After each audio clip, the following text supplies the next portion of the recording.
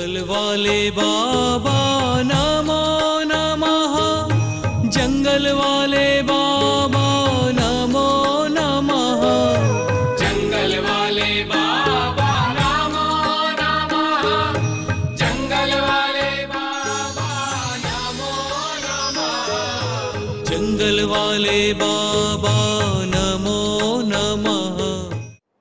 लहर चलाने की मानसिकता को और उनके मार्ग को समझना चाहते हैं। जो बाहर तरंगे उठ रही है उसके माध्यम से समझ लेना, ये तरंगे बाहर नहीं उठ रही है, ये तरंगे जनता में नहीं आई है, जनमानस में नहीं आई है, ये तरंगे समाज में नहीं उठ रही है। ये चर्चा तरंगे इसमें क्यों हो रही है? सबसे पहले मन में उठे हैं, किसी न किसी व्यक्ति के मन में ये तरंगे उठी है, इसलिए ये तरंगे फैल चुकी है। अच्छे तरंगे उठे तो समझ लेना अच्छे साधक आया है हमारे लिए।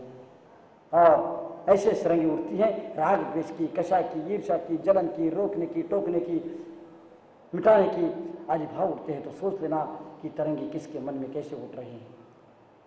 साधन और साध्य के माध्यम से आचार्यों ने कार्य कारिणी की व्यवस्था को इतना सुंदर ढंग से कथन किया है।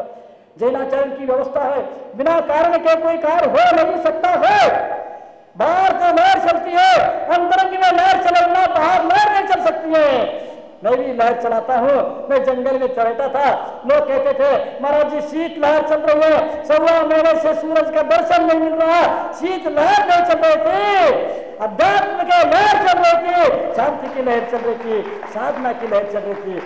इतने कड़ाके के ठंड में भी मैं सोच रहा था कि छोटे बच्चे कैसे आएंगे, महिला कैसे आएंगे, किंतु कि मेरे से पहले आहार के लिए पहुंचने से पहले सैकड़ों और हजारों की संख्या में लोग खड़े हो रहते थे। मुझे ऐसा लगता था इतने दूर से कब निकले होंगे, कब नहाए होंगे, क्या 5-5 घंटे कैसे यात्रा करके आए होंगे, कैसे। ये भी लहर चलती है हजारों किलोमीटर तक। एक व्यक्ति एक स्थान पर अच्छा काम करता है तो पूरा विश्व में शांति का लहर चलने लगती है। एक व्यक्ति बुरा काम करता है तो चारों ओर आतंकवाद की लहर चलने लगती है। हर व्यक्ति के मन में सोचता है मैं भी ऐसे कर डालूं। सहारनपुर में लहर चल रही है।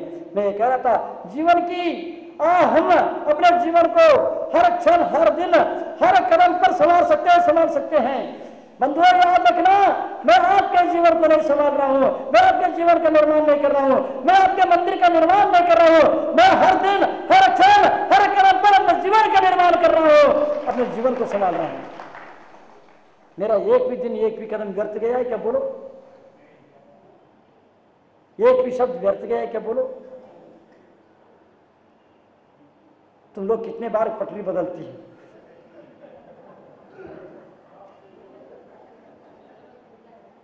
अंदर आते तो अलग, बाहर जाते तो अलग, इनसे मिलते तो अलग, उनसे मिलते तो अलग, दिन में अलग, रात में अलग, शाम को अलग, सुबह अलग, दोपहर में अलग।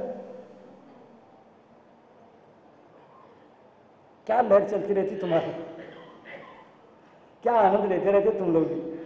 और मैं भी इसी राग द्वेष के, इस लहर के, इस मानसिकता के हजारों लोगों के बीच से, इस भीड़ से, इस घनघोर जंगल से, इस बिहार जंगल से, इस मानसिकता भावों की घनघोर जंगल से गुजरता हुआ, हंसता हुआ, मुस्कुराता हुआ मैं भी भगवान को लेकर के मंजिल तक पहुंच ही जाता हूं। मेरे को कोई रोक नहीं सकता है।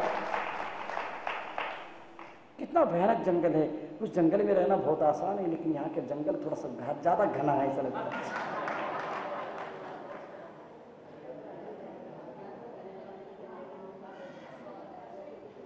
इतना घना है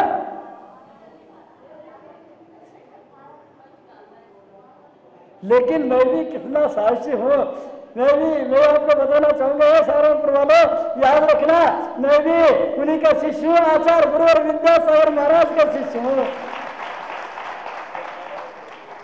ऐसे संस्कार, ऐसे साहस, ऐसी साधना, ऐसी सोच, ऐसी बारीकियां इन बिहेड़ों में भी इसको चीरने की क्षमता रख करके और सबके साथ चल करके किसी को धक्का लगाए बिना सबको धर्म के साथ गंतव्य तक ले जाने की क्षमता रखता हूँ, सबके कल्याण करने की क्षमता रखता हूँ।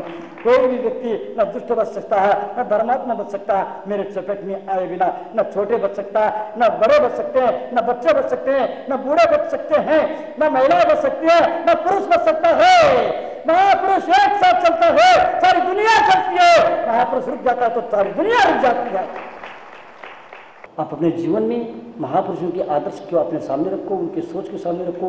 न इनके पास शस्त्र हैं, न इनके पास साधन हैं, न इनके कोई सहपाठी हैं, न इनको कोई सहयोगी हैं, न कोई साथ देने वाला है, लेकिन फिर भी ऐसे भीड़ घनघोर जंगल से गुजरते हुए इसको चीरते हुए आगे कैसे बढ़ते हैं और कैसे मंजिल तक पहुंच जाते हैं और सबको कैसे मंजिल तक पहुंचा देते हैं। क्या लग रहा है आप लोगों को? हम अपने जीवन को हर क्षण, हर दिन, हर कदम पर संवार सकते हैं, संभाल सकते हैं। और संसार में अनेक प्रकार की लहर चलती रहती है। अभी सहारनपुर में तो एक ही लहर चल रही है, सहारनपुर के संभाग में एक ही लहर चल रही है। सहारनपुर में तो चमत्कार पर चमत्कार होते जा रहे हैं।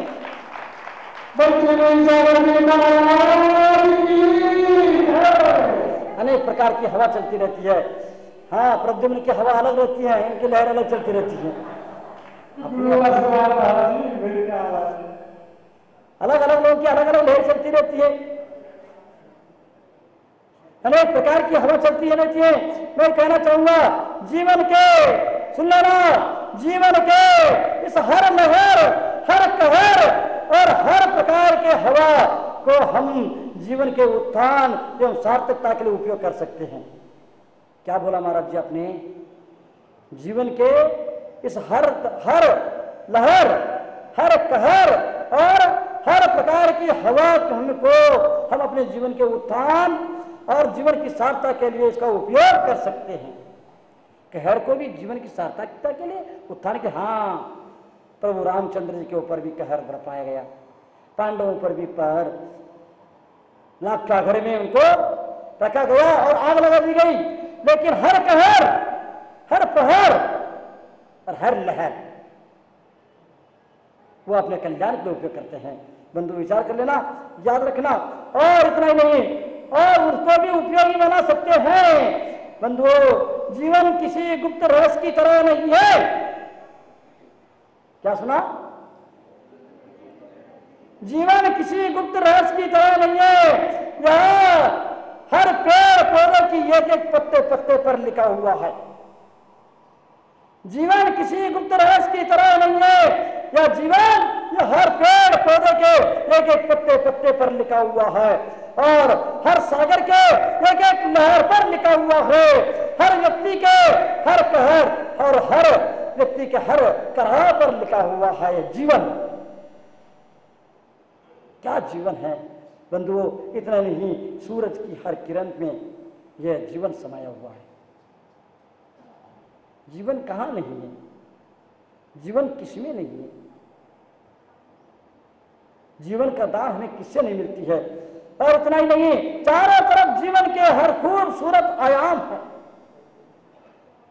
चारों तरफ खूबसूरत जीवन के आयाम है। सिर्फ इसे समझने की जरूरत है, इसके उपयोग करने की जरूरत है। जीवन कोई गुप्त रहस्य की तरह नहीं है।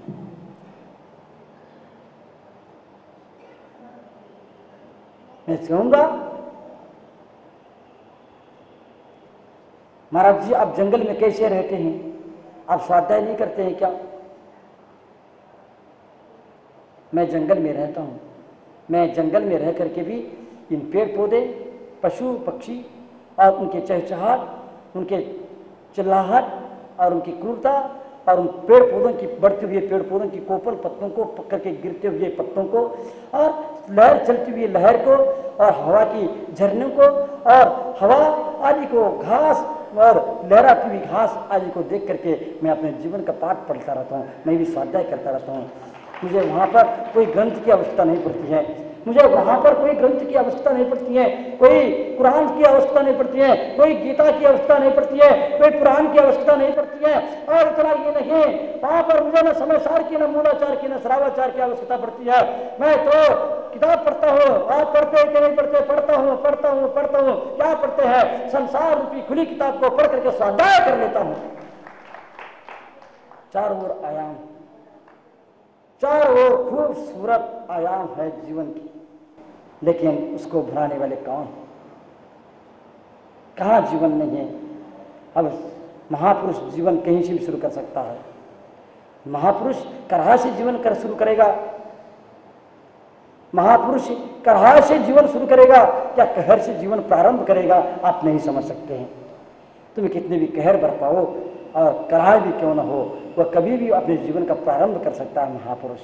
आपको समझ में आ रहा है कि नहीं आ रहा? खूब सुंदर आयाम है जीवन की संसार, लेकिन आज उस ओर हमारी दृष्टि नहीं है। हम स्वच्छंदता को ही जीवन समझ रहे हैं। निश्चित रूप से मुझे पूरा विश्वास है सहारनपुर वालों का मन बदल चुका है और सहारनपुर वालों का जीवन बदल चुका है, सोच बदल चुकी है, इसलिए आज ये निर्माण होता जा रहा है। बंधुओं, आप जो कुछ भी करना सिर्फ जीवन निर्माण के लिए करना, जीवन बर्बाद करने के लिए नहीं करना। जो कुछ भी करना, दान करना जीवन निर्माण के लिए करना, पूजा करना जीवन निर्माण के लिए करना। मेरे कहने से तुम कोई काम नहीं करना, तुम्हें तुम्हारा जीवन निर्माण होता है तो करना काम, नहीं तो कोई काम नहीं करना।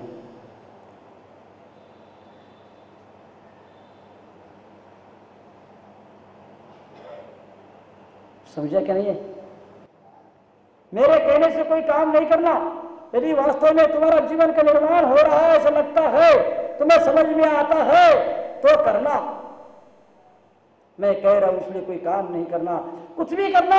सुबह से शाम तक मनोरंजन करो, खाओ पीओ, मस्ती करो, खेलो कूदो, कमाओ, घर चलाओ, कुछ भी कर लेना। पूजा पाठ करो, दान धर्म करो, परोपकार करो, कुछ भी करना। सिर्फ किस लिए करना? इन जीवन निर्माण के लिए करना, इन खूबसूरत आयाम को इन उपयोग करने के लिए करना, अन्यथा कोई काम नहीं करना। जीवन को बर्बाद करने के लिए कोई कदम नहीं उठाना।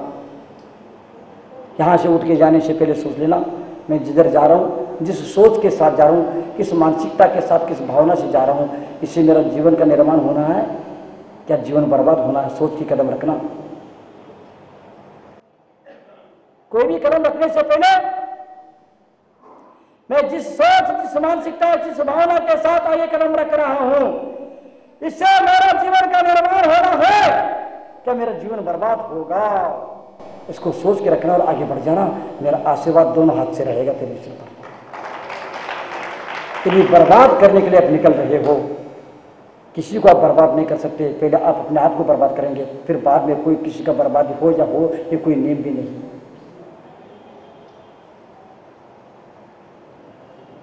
कोई भी कदम रखने से पहले सोचना। बहुत सारे कदम रख करके हजारों किलोमीटर आगे बढ़ जाने के बाद लौट नहीं सकोगे, तुम पश्चाताप कर पाओगे। पश्चाताप कर तुम्हें कुछ हाथ नहीं लगेगा।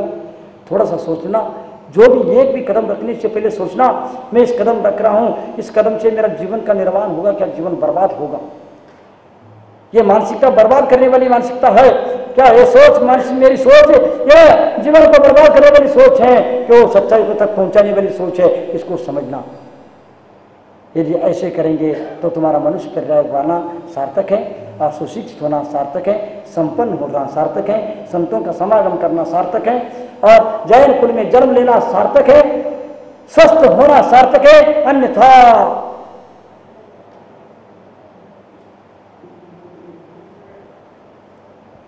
करेंगे संकल्प, महाराज हम एक भी कदम रखेंगे दुर्बुद्धि के साथ नहीं रखेंगे, दुर्भाव के साथ नहीं रखेंगे, दुराचार के लिए नहीं रखेंगे, दुरुपयोग करने की भावना से कदम नहीं रखेंगे। प्रवचन सुनना और आना बंद कर दो। क्या लग रहा है? मैंने कितनी बातें बता दी? किसकी वजह से कदम मत रखो? कितनी बातें बता दी? 4 बातें हैं, बोलो। दुराचार के लिए कदम रखना बंद कर दो, दुरुपयोग करने के लिए कदम उठाना बंद कर दो, दुर्भाव से कदम उठाना बंद कर दो, और हाँ, दुर्बुद्धि से कदम आगे बढ़ाना बंद कर दो। क्या हो जाएगा? दुर्बुद्धि से जीवन कदम उठाना बंद कर दो, दुर्भाव से कदम उठाना बंद कर दो, दुरुपयोग करने की भावना से कदम उठाना बंद कर दो, और दुराचार के लिए कदम उठाना बंद कर दो। जंगल वाले बाबा नमो